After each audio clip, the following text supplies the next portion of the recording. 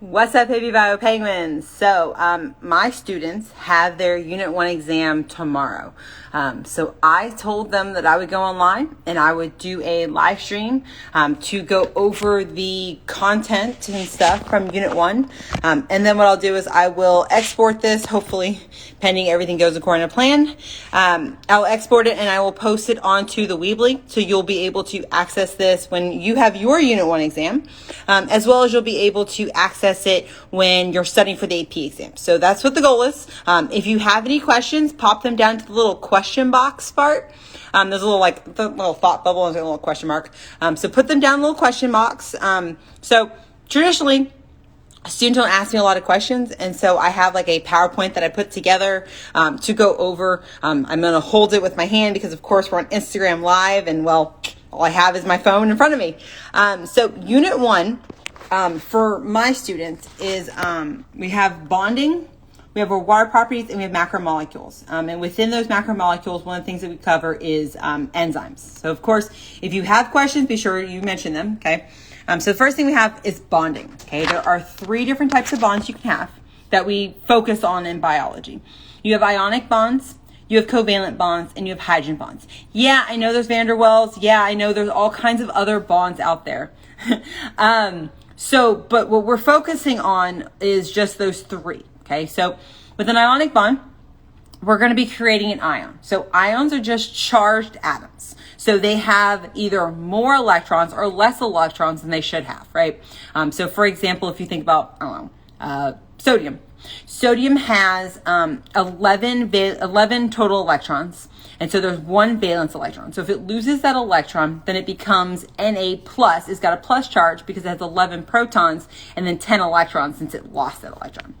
And so because of the fact that we see that it transferred its electron and it makes those ions, so positively charged ion would be your cation. So like sodium would be an example of that cation, while the chlorine would be a negatively charged ion because it gained that electron. So if you look really closely here, you can see sodium has that 1 valence electron. That 1 valence electron is going to be stolen by chlorine. Okay, so by it doing that, now sodium has a full octet or a full outer ring, and so does chlorine. Okay, so what that does is that now makes a charge, right? So there's a positive charge on our sodium and a negative charge on our chlorine. Okay, because of the fact that they have opposite charges, they're going to be attracted.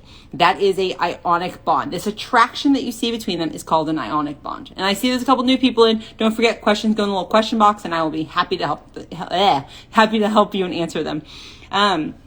So with ionic bonds, because of the fact that water is polar, water is able to ionize, or at least break apart these things into ions. And so when we're looking at things dissolving into water, and we get kind of into water potential later on in the year, we'll talk about something called ionization constant, which just has to do with how many ions do we make. So since sodium chloride makes 2 ions, the ionization is 2. So I = 2 for this one. So the next bond we talk about is a covalent bond. Okay, so a covalent bond has to do with that they're sharing that valence electron. Okay, so they must not be like one away. They're pretty kind of, oxygen has 2 that it needs. Nitrogen has 3 that it needs. Carbon has 4 that it needs. So there's they're not actually together. They just need to share, right? So there's 2 different ways that we can share. You can either have polar covalent or you can have non-polar covalent. And so with our polar covalent, there's an unequal sharing. There's 2 distinct poles. There's a partially positive charge and a partially negative charge because of the fact that they're unequally sharing that electron.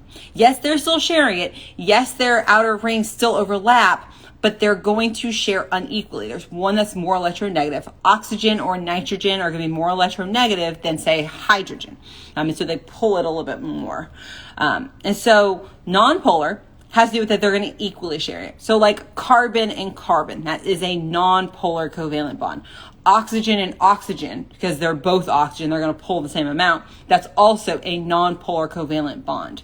And so as I was talking to somebody this morning trying to help them out with something, I was like, wait a minute.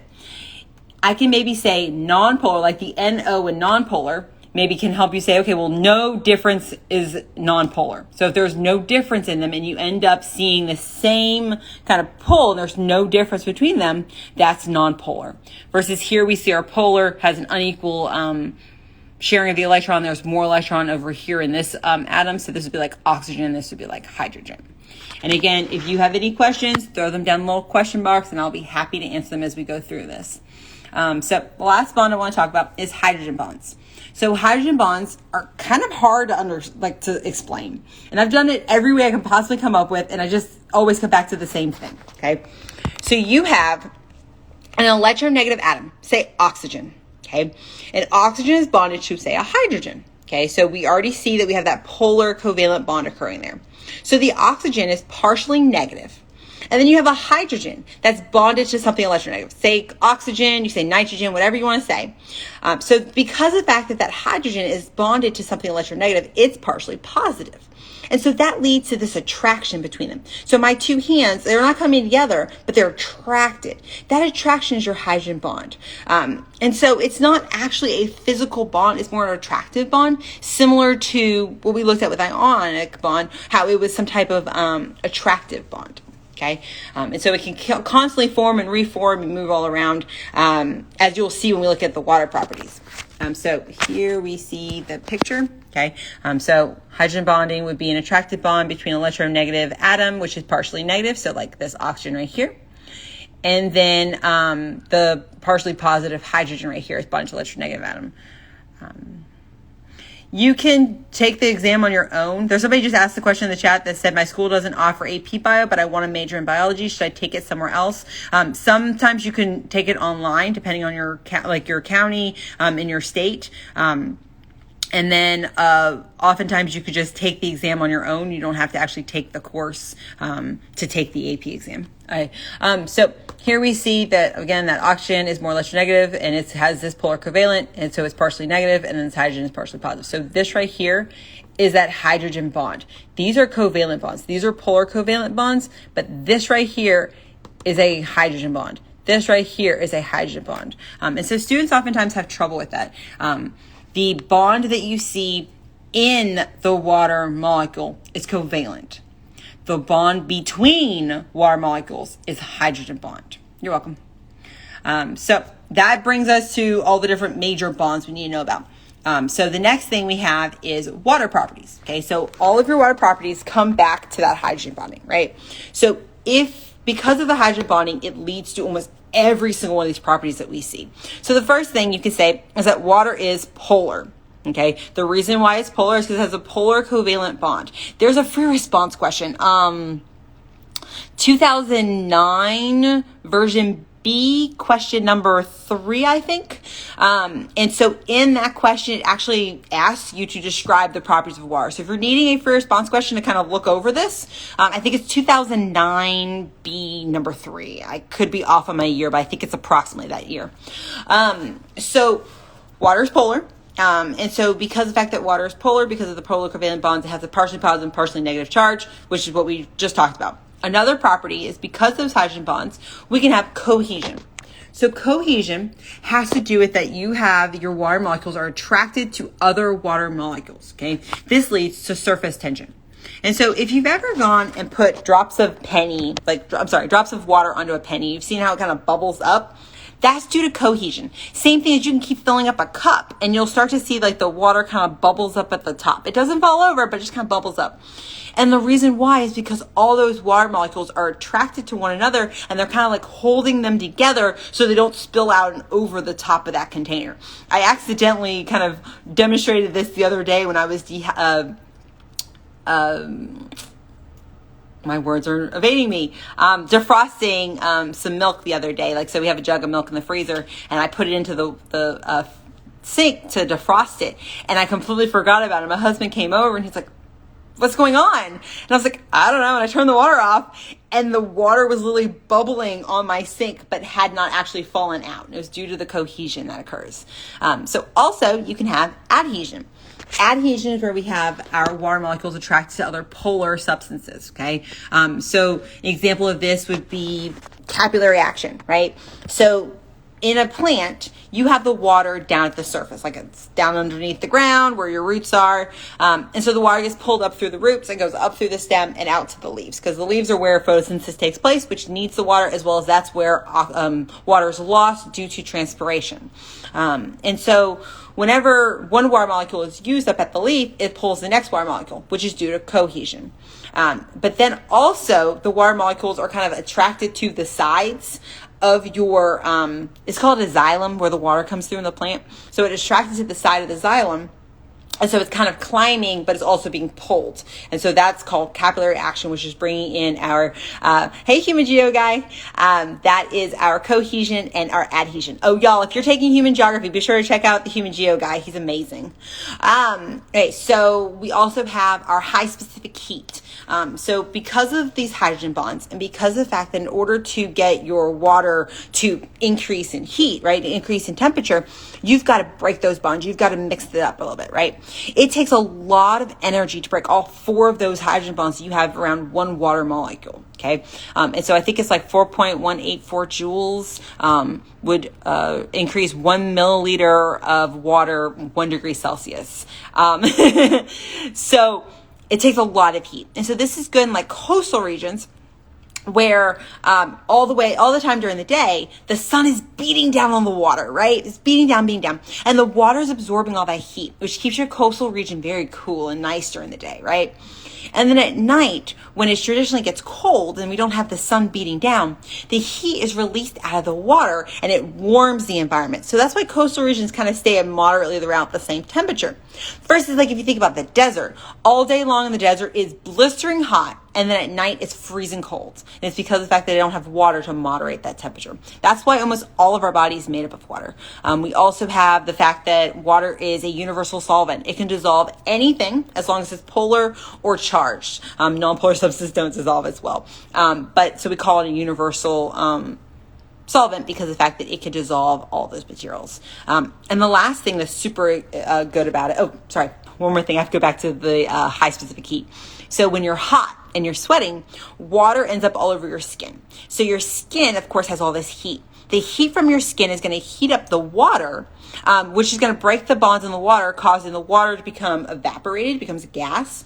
And when you break those bonds, it takes that heat away from your body. So that's called evaporative cooling. So showing you what I had right here. So we have our high specific heat. It takes a lot of energy in order to increase the temperature 1 degree Celsius. And then we also have evaporative cooling, which is where you're going to sweat. And by sweating, you're going to be able to cool off because the heat breaks the bonds in the water molecule. And the last one, I think, is the coolest one of all. And it has to do with that water is less dense when it freezes. Most materials, when they freeze, they become more dense, right? So water becomes less dense when it's frozen. And the reason why is because of those hydrogen bonds. They hold and push things apart from each other. And so they push all the water molecules away from each other, leaving this, like, I'm gonna call it a vacuum. There's like space in there. There's no air, there's no other molecules in it. There's just space.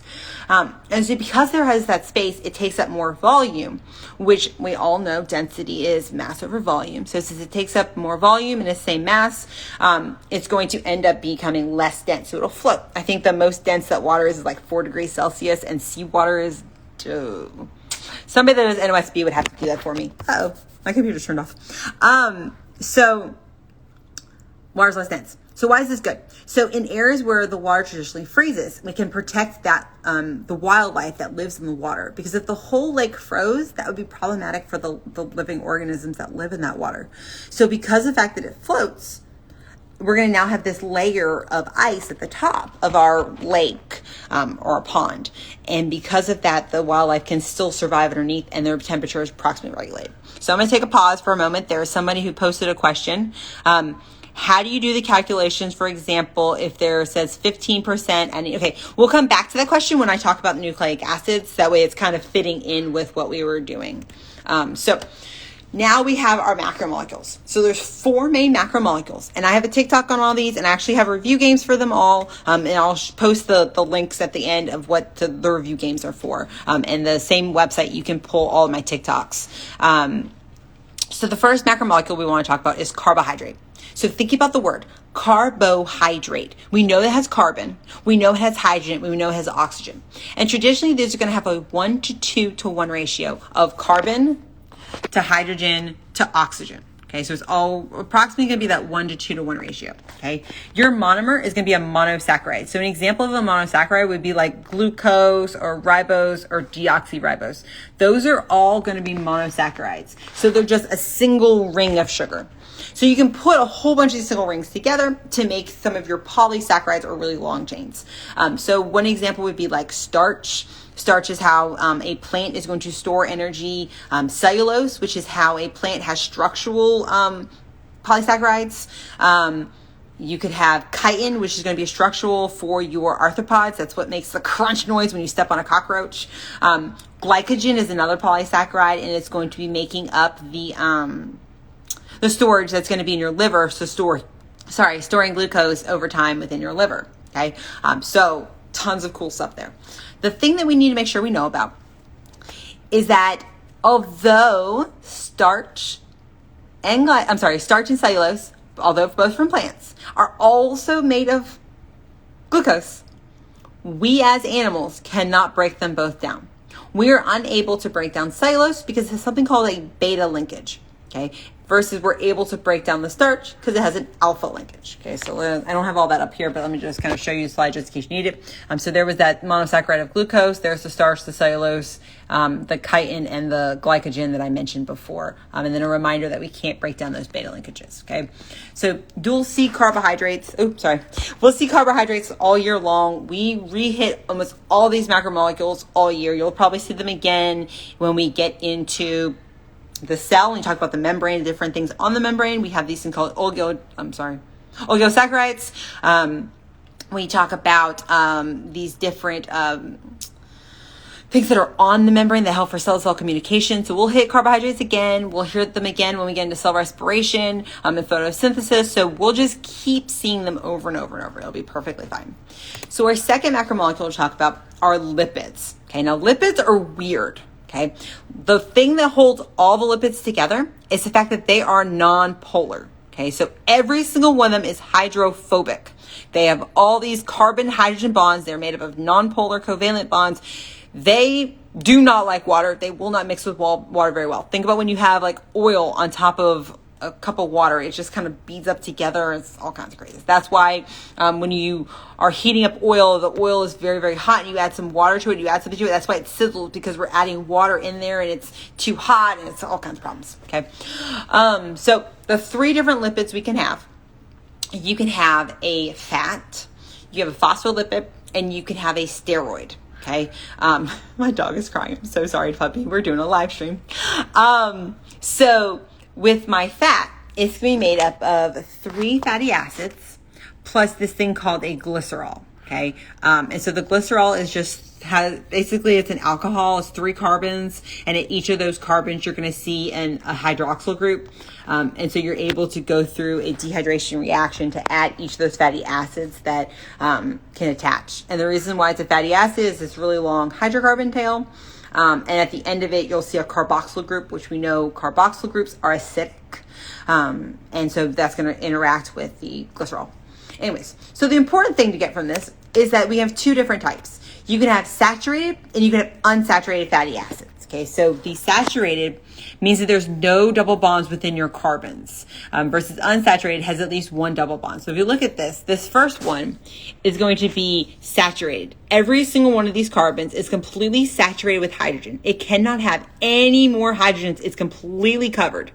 Versus down here, this one's unsaturated, because you see right there we have that double bond. And so these 2 carbons right here are not completely saturated.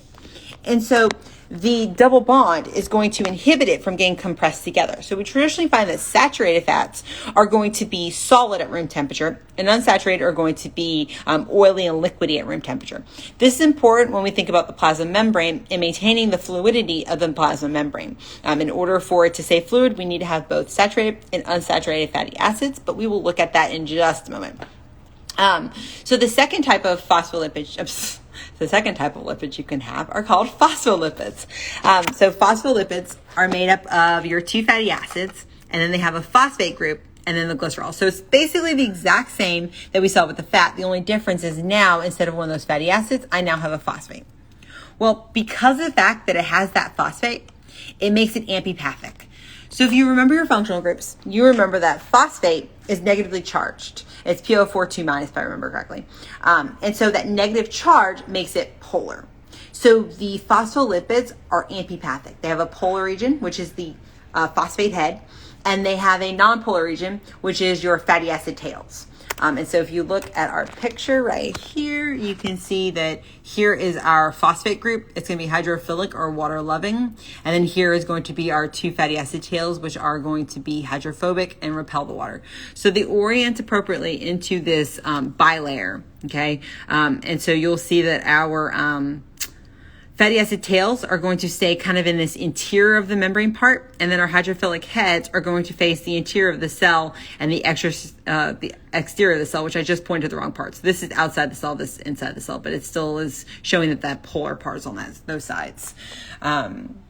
And then the last thing we can have is our steroids. These are going to be just 4 fused rings. Examples would be cholesterol, testosterone, estrogen. These are going to come into play when we talk about cell communication and we talk about things moving across that membrane. And so your non-polar items can move straight across the membrane without any type of transport protein. And so your steroid hormones will pass through the membrane, no trouble. Versus like when we talk about protein hormones, they won't be able to pass through. So it's just important to remember steroids are nonpolar. That's pretty much all you're going to be focusing on. An example would be maybe cholesterol. And cholesterol, we're going to see it when we look at the plasma membrane. It helps to maintain the fluidity of the plasma membrane. It's also going to be the starting material to make all of your steroid hormones in your body, because we don't make them ourselves. And remember, if you have questions, you're more than welcome to pop them down into the little question box so that I can help you as they come along. And here's a picture of what our steroid looks like. So just see that there are 4 fused rings. This is an example of just testosterone, so you can see that. So our next ones are kind of beasts, right? We're going to see them all year long, and they are beasts. So we're going to try to keep this as simple as possible so that we don't get too detailed and too crazy. So the first one we have is our protein. Okay, so proteins, important to know, they have nitrogen.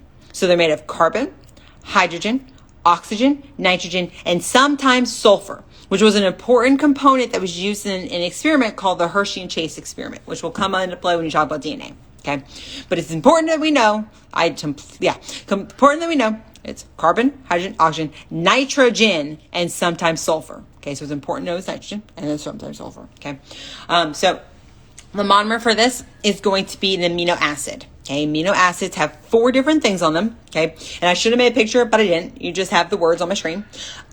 We have a hydrogen, we have a carboxyl group, we have an amino, and we have an R group. Okay, so that was hydrogen, carboxyl, amino, and R group. Okay, so the first 3 things you will see on every single amino acid.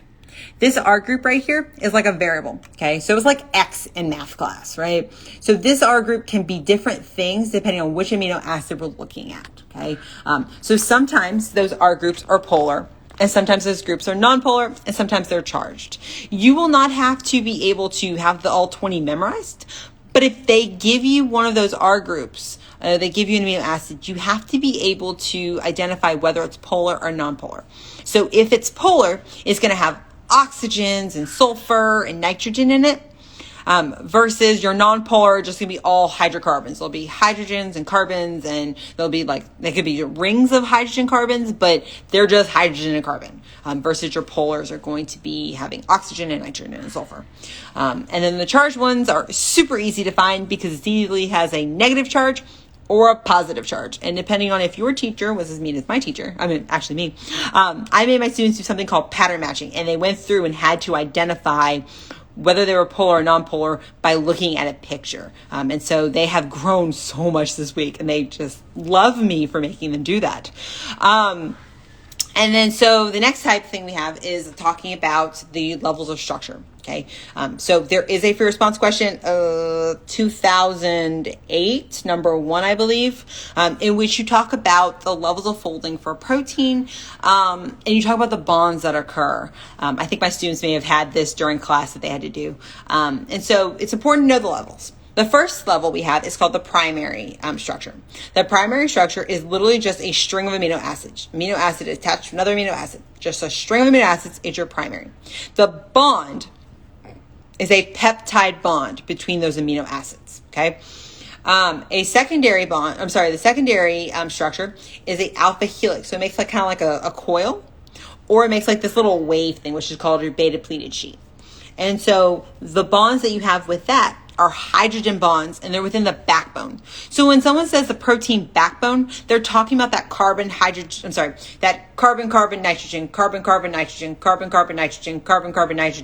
that makes up the main structure of your amino acid strand, okay? And so the hydrogen bonding is occurring between the oxygen of the carboxyl group and then a amine group that's like upstream from it. They then make that hydrogen bond. And I don't think I put a picture because I was rushing through this, trying to make it to get home in time for our live. And then your tertiary structure is your final 3-dimensional structure. And this is going to involve any bond that you've ever heard of. So covalent bonds, ionic bonds. There's these new things called hydrophobic interaction, where all of the hydrophobic R groups will all associate interior of the membrane. I don't think I brought that up when I was talking about the side chains. I'll come back to that. So it's any of your R groups interacting with each other. Okay, and that gives you this final 3-dimensional structure. And then quaternary is if I have multiple polypeptides. So polypeptide is just this long string. So if I have more than one long string of amino acids, then that's going to get me into the quaternary structure. So it's the R groups of different tertiary structures interacting. So here you can visually see all the stuff I just mentioned, so you can have your screenshot if you're needing to do it. So primary is your string of amino acids. You have your peptide bond between your amino acids. Your secondary is your alpha helix or your beta pleated due to the hydrogen bonds between the backbone. And then tertiary is your final 3-dimensional structure, looking at any bond between that R group. And I did mention a moment ago about that the R groups tell us stuff. So if you have a polar R group, it's going to fold exterior, so it'll be on the outside facing the water. Versus if you have a non-polar side chain, a non-polar R group, it'll face interior and kind of hide. And then charged, of course, faces out. So that'll be important when you think about the folding of your proteins. So there's a disorder called sickle cell anemia, which is amazing for those that live in areas where there's malaria. But this point mutation, it's a change in one amino acid. It causes your hemoglobin to fold incorrectly. And so because of the fact that I think, I don't have it memorized, it's like a polar that goes to non-polar or a non-polar that goes to polar. So it's a changing of the polarity of that amino acid, which completely changes the whole structure. So they may ask you on the AP exam what would happen if the primary structure changes, if there was this modification. So you would have to kind of think about where the interactions are taking place.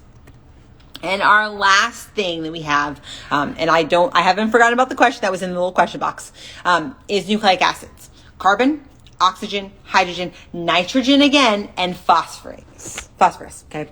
So important that we know this, okay? Again, the Hershey and Chase experiment comes up into play. That phosphorus is found in nucleic acids, but it's not found in proteins. But it also does have nitrogen, which is also important to know. So there's 3 parts to your nucleotide, which is the monomer for nucleic acid. You have your phosphate. You have a pentose sugar, so a sugar that has 5 carbons, and then a nitrogenous base, which would be like your adenine, thymine, cytosine, guanine, uracil. And there's 2 different types, DNA and RNA. So DNA is going to be your deoxyribonucleic acid. This is traditionally double-stranded. And then RNA is your ribonucleic acid, which is traditionally single-stranded. And I say traditionally because there's always exceptions to the rule, right? So we will know that there are sometimes exceptions to that, but traditionally, most of the time we see DNA is double and RNA is single. So speaking about the nitrogenous bases, there are 2 different types you can have. You can have purines and you can have pyrimidines. Purines are going to be the ones that have a double ring structure. So you have 2 rings that are bound together. So I always remember small name, big structure. And so those are going to be your adenine and your guanine. So you can remember that like pure silver, and silver's element is Ag. So you can remember pure silver. So purines are your adenine and your guanine. You could also look at the pyrimidines. Pyrimidines are going to be your single ring structure. And so with your single ring structure of pyrimidines, this is going to be like your cytosine, your uracil, and your thymine, because you want to cut the pyramid, CUT. With our pentose sugar, DNA is going to have deoxyribose, RNA is going to have ribose. And then, of course, your base pairing rules. A pairs with T, A pairs with U, and C pairs with G. You'll only see thymine in DNA, and you'll only see uracil in RNA.